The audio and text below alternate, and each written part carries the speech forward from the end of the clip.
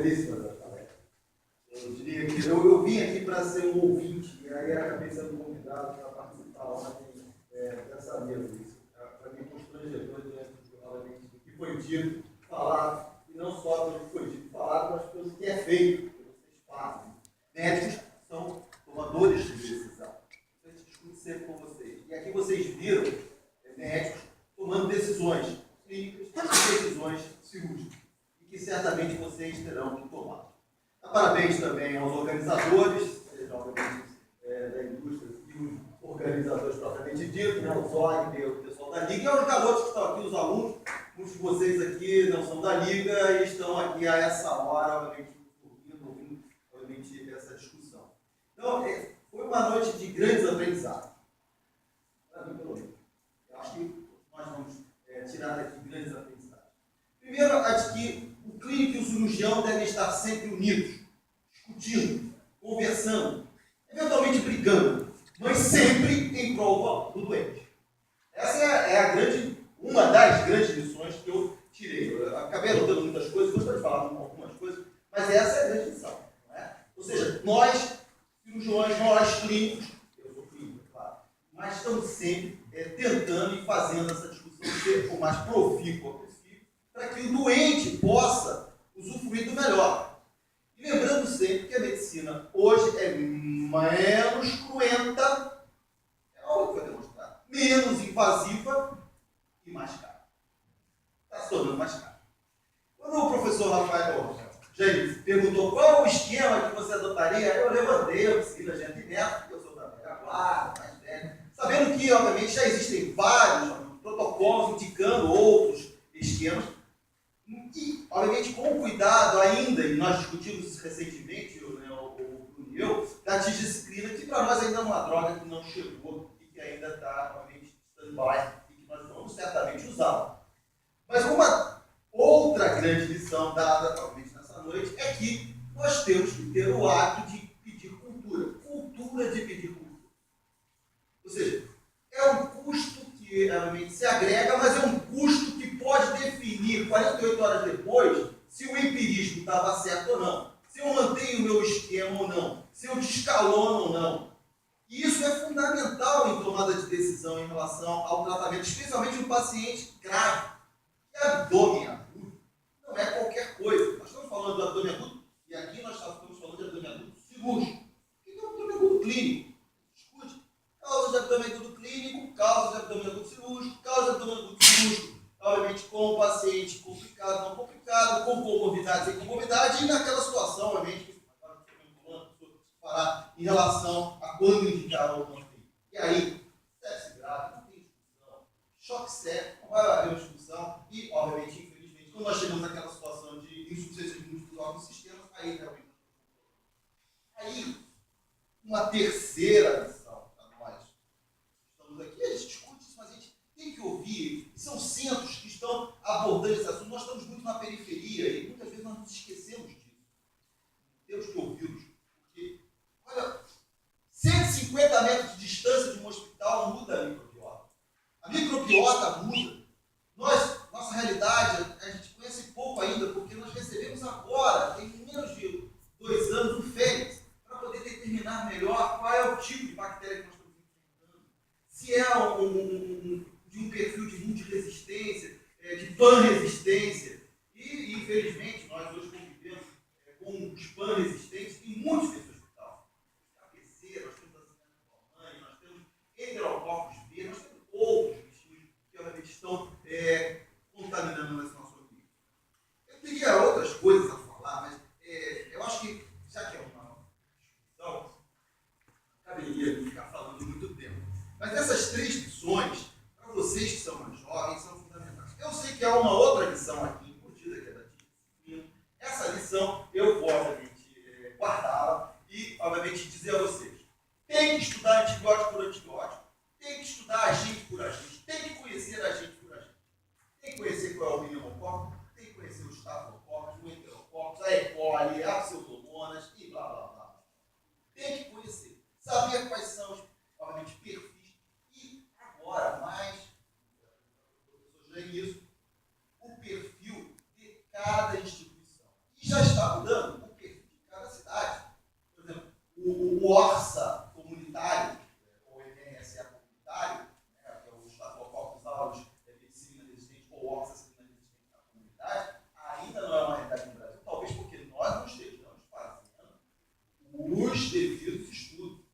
Estados Unidos já é uma realidade desde 2000. O pneumococo resistente a ceftriaxona já é uma realidade norte-americana. Então, indicando vancomicina precocemente depois de escalonando. Então, conhecer as bactérias é fundamental. E vocês aqui, eu insisti, esse papo de clínico cirurgião é fundamental. Aquela briga que aparece no final é excelente. A gente pode cair no pau, mas a gente no final tem que estar junto para brigar pelo bem. É o MMA, sabe que outro dia eu assisto a entrevista do Anderson, uma belíssima entrevista ao Roberto Dado na Globo News, e ele falando, obviamente, sobre esse esporte que aparentemente é muito bruto, mas que é um esporte interessante. Os caras se respeitam. Clínicos que não se respeitam ainda. Só que nós estamos falando agora, o professor Jair não é só o clínico, ele é o infectologista. Aqui está faltando o outro lado. É clínico, é cirurgião, é médico. Mas tem todo, e o professor Jaime e o professor, quarta visão para falar, é equipe. Médico sozinho, ele tem que ter além dos obviamente médicos, tem que ter um bom imaginologista do lado, ele vai ter que ter um infectologista, ele vai ter que ter, obviamente, a equipe, mas ele vai ter que ter também o nutricionista bom, ele vai ter que ter o fisioterapeuta bom para poder ajudar no pós-operatório. E o VET também. Ele vai ter que ter um bom psicólogo, muitas vezes a gente esquece. A enfermagem nem se fala. Não se fala de enfermagem, porque tem que ser. E cara, então eu trabalho com quadrilha. Isso aí. Tem que ser. Mas essa é a visão, eu acho que é a visão do seu hospital. É a visão do seu hospital, não é? A visão de que nós temos que trabalhar em uma grande quadrilha, pode ser. Mas temos que trabalhar assim. Médicos, enfermeiros, nutricionistas, psicólogos, entre outros. Porque se não é assim, o doente não se beneficia. O doente tem que se beneficiar das nossas ações. Então, eu vou acessar por aqui, dizendo que eu fiquei muito, não só bem impressionado, mas feliz, e agradecer a presença de vocês e, obviamente, também, doutor Sandolão, na plateia, quer tecer um comentário? Sandolão, parabenizar os colegas pela apresentação e dizer que o Jaime me deixou uma impressão boa de descrever antibiótico, tem uma responsabilidade social. Isso é muito interessante, né? É para a gente não ir na onda das medicações novas, assim, do novo é melhor, calma aí. Isso é muito interessante. E o professor Fará nos fez pensar que sepsis abdominal é uma babada. Isso faz uma laparoscopia. Isso aí foi muito interessante também. Gostei muito disso. Eu falei que isso é um defeito. Eu já avisei antes. Mas deixa eu falar, eu até comentei que, por ser de uma geração, e nós somos da mesma geração, eu fui acostumado pelos meus mestres a abrir, obviamente, uma Chico Pubiano. Ou seja, o que eu vi muito foi Chico Pubiano. Grandes cirurgiões, grandes decisões. Não era? Pois é, eu estou impressionado. Eu acho que trouxesse um problema para o pessoal de Rio Grande aqui, que eu vou achar que é uma barbada assim. O professor Pará falou. Olha aqui, eu sou professor de gastro, eu sou professor de virologia, e a gente se lidar com uma situação que o bem falou, que a gente divide muito os abdômenes agudos ou as peritonites clínicas e cirúrgicas. Nós temos uma situação que, inicialmente, eu dou aula sobre pancreatite aguda, eu fico dizendo para os alunos, o paciente tem irritação peritoneal, mas não chama o cirurgião. Ou chama só para olhar, mas não para operar. O paciente está com leucocitose, o paciente está em CIRS, mas ele não está infectado. Não chama o infectologista por enquanto.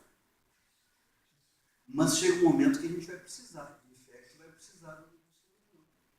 Eu queria que vocês falassem, eu me assustei um pouquinho quando o Jaime falou que só com punção trata com antibiótico.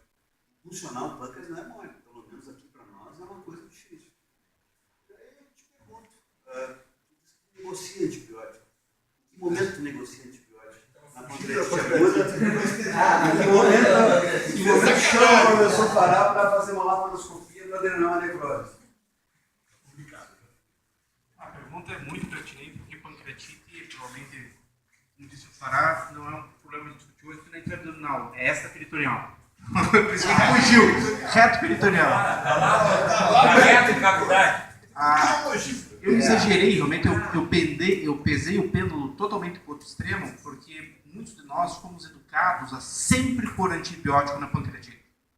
Tem uma revisão do New England falando de sempre pôr um carbapenêmico nas pancreatites. Então, é claro, nem sempre nem nunca é uma das máximas da medicina. Sempre, nunca não bate, não dá certo. Tem que realmente customizar. A gente usava de mais, e eu não quero que use de menos. Está perfeito, o paciente faz CIRS, o paciente parece que está com sepse grave e é pancreatite. Assim como queimado, assim como traumatizado, assim como vírus, assim como vários outros. Quem vê uma mononucleose, acha que o cara vai morrer de sepse e mononucleose. Então, a gente sabe que é complicado. O paciente que começa a ficar instável e você quer usar antibiótico, sempre tem que ter os critérios de imagem. Né? Então, um bom tomografista, o Baltazar, assim por diante, com os critérios e tal. E nesses pacientes que você quer fazer antibiótico porque você viu qualquer coisa, é o paciente que daí começa a discutir com o cirurgião. Será que funcionamos? Será que fazer uma intervenção? Será que não fazemos? Ter o material para dizer, tem uma hemocultura positiva, ótimo, que eu saio tratando, é claro. Fez uma estabilização e não está lá o fará, não está lá quem funciona para mim. Claro que a gente vai pôr antibiótico também sem ter o material. Mas a nossa vontade é sempre ter o material. Então eu exagerei realmente o peso do outro lado. Você fez um comentário sobre antibiótico que eu só vou corrigir talvez a forma com que eu coloquei. Bactéria morta não faz mutação. Então não é o antibiótico ser velho, o antibiótico ser novo, o antibiótico ser caro, o antibiótico ser barato. Esse é um antibiótico certo. O antibiótico para sífilis é penicilina. Pneumococo sensível é penicilina. Então, é um antibiótico certo para aquela bactéria. Não interessa se ele é novo ou se ele é velho. É ser o certo, na dose certa, no tempo certo. Né? Daí a gente sai fora dessa questão. Bom, você cutucou a minha outra paixão, que é pancreatite. Meu mestrado foi pancreatite. Já que você cutucou, eu vou tentar, assim... acho que pancreatite, assim, a gente vai ficando velho com pancreatite, a gente vai perdendo o medo de fazer sério. Não é para dar antibiótico em pancreatite. Pronto. Você só vai dar antibiótico na hora que você está na fase que vai infectar. Pancreatite aguda grave vai infectar 60%? Vai. Se você queimar o antibiótico antes, você não vai tirar esse doente. Ele não vai ter antibiótico no final. Espera aparecer, porque nem todo mundo vai ter a infecção. Eu chamo o infectologista no primeiro dia, porque é nós em conjunto que vamos decidir o dia que funciona. Se o senhor me chamar só o dia que ele começa a piorar, eu vou ser que nem o senhor. Falar, não sei se o cara está mal. Não conhecia ele. Eu não tenho bola de cristal de pegar um cara em CIRS, no quarto dia, falar se é uma CIRS. Eu vou falar, você tem procalcitonina? Não, que eu não colho. Eu também não. Eu não sei. Porque é muito difícil. A gente tem que estar olhando o doente todo dia junto. Aí nós vamos chegar numa hora que eu vou falar, então que infectou. A única coisa que eu não concordei com já é a minha punção. Cada vez mais desistindo de funcionar para diagnóstico. Função para diagnóstico já foi provada, tem quase 20% de falso.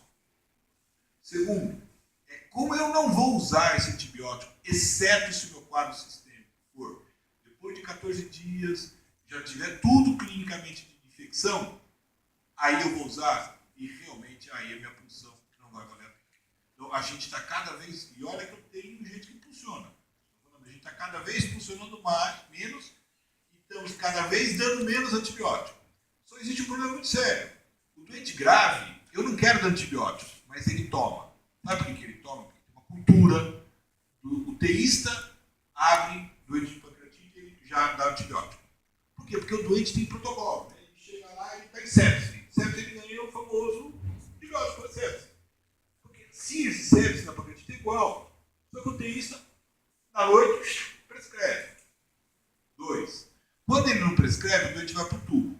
Ele fica 4 dias no tubo, no quarto dia, aí você para o precoce. Para o precoce, antibiótico.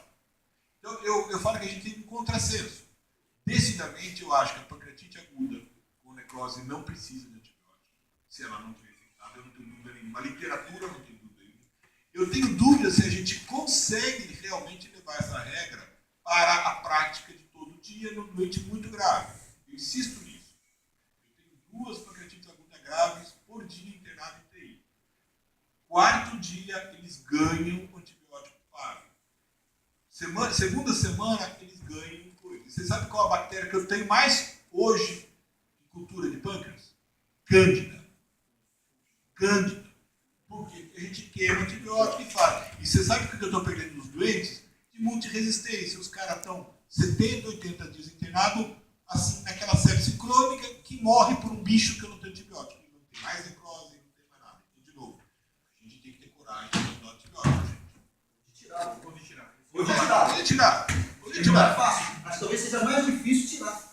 Então, quando você tira com a arma do desescalonamento, com a cultura na mão, é fácil tirar. O duro que pâncreas não dá essa oportunidade. Eu gostaria só de continuar no caminho, mas não da pancreatite isoladamente, mas no caminho do abdômen agudo clínico. O que o abdômen agudo clínico? A pneumonia causa, a pielonefrite, a cetoacidose diabética, a anemia falciforme, a diverticulite, que é inicialmente de tratamento clínico, mas pode culminar num procedimento cirúrgico. Ou, por exemplo, a pancreatite aguda, que 90% dos casos se resolvem clinicamente. Os 10% que são as pancreatites graves, se, obviamente, elas evoluírem, elas serão o diagnóstico difícil. E o diagnóstico difícil que tange especialmente o aspecto de se é cirúrgico ou não. E aí, não esqueçam, pancreatite é CIRS. E CIRS não é sinônimo de sepse. CIRS é uma resposta a uma agressão química, física, biológica e imunológica. Então, CIRS é uma resposta orgânica, é uma cadeia de eventos que vão ser, obviamente, desencadeados e que pode ter uma etiologia autoimune, lúpus, uma etiologia inflamatória, pancreatite, ou uma etiologia infecciosa. A grande maioria das CIRS ainda é por sepse, inquestionavelmente. Só que, quando nós estamos diante de uma CIRS, a gente tem que se questionar sobre isso. É como febre. Febre não é sinônimo de antibiótico e nem de infecção. Linfoma da febre não está infectado. Leucose da febre não está infectado. Tumor de rim da febre não está infectado. Então, é muito importante que nós nos habituemos, vocês, principalmente, estão da geração mais nova, porque a minha geração já cometeu esse pecado. O pecado de fazer muito antibiótico erradamente, indiscriminadamente, sem, obviamente, critérios. Então, a minha geração fez muito isso. Mas nós aprendemos. Estamos fazendo menos, cometendo menos erros. Ainda assim, erramos. Mas vocês são de uma geração que a geração de vocês vai ter que cuidar disso. Porque vocês estão no limite da panresistência. A gente pega uma pseudomonas hoje dentro do hospital, só polimixina. E olha, brevemente nós teremos isso. Tá? Já vamos perder, porque não vai haver polimixina para tratar. Talvez tenhamos que voltar para a carbenicilina, se ela responder. Ou seja, se vocês não fizerem uso discriminado, racional dos antibióticos, se nós não fizermos, não vocês, nós vamos, obviamente, ter um problema sério. E aí, sabe quem é que vai ter esse problema? Nós mesmos, porque não teremos como nos tratar. E eu estou ficando velho. Cuidado, por favor.